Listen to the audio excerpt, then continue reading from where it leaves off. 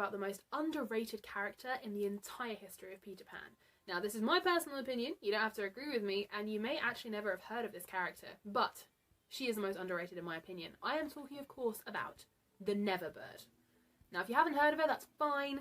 She's in very few of any of the adaptions, so chances are you haven't heard of her.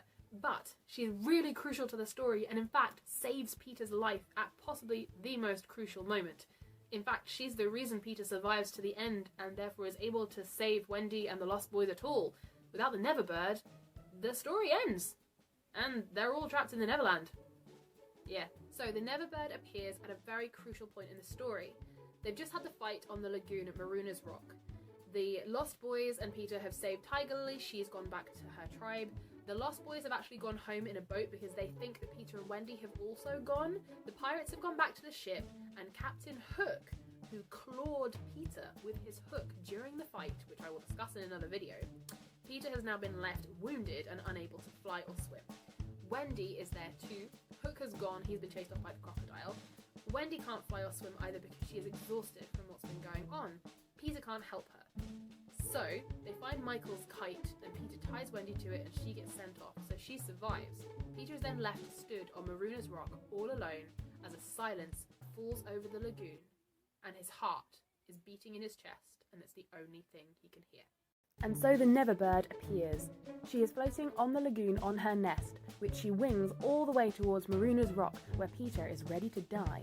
She abandons her nest even though there are 2 eggs in it, leaving it against the rock, and flies upwards, showing Peter that if he gets into the nest, he can be saved and get home. There's a really funny piece of dialogue between the 2 of them. In the original play, you just hear the bird quacking and they seem to communicate and gets into the nest. Barry extends upon this in the book. So the Neverbird is speaking one language and Peter is speaking the other, but unfortunately they don't know each other's language. So the bird is saying, I want you to get in the nest and float away. And Peter is saying, what are you quacking about? Why don't you get back into your nest and float away? And this continues as a back and forth, and it's really funny. And then Peter, in a really nice gesture, finds an old pirate's hat, puts the eggs into it and sets it floating on the lagoon. So, Peter is saved by the Neverbird, and he saves her eggs in return. He's really quite a nice guy.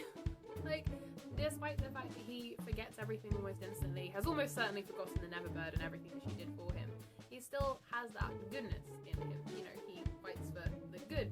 It was all chaos, but in the instance of the Neverbird, who is the most underrated character, she saved Peter. He was about to face certain death. He was ready to die, and she saved him.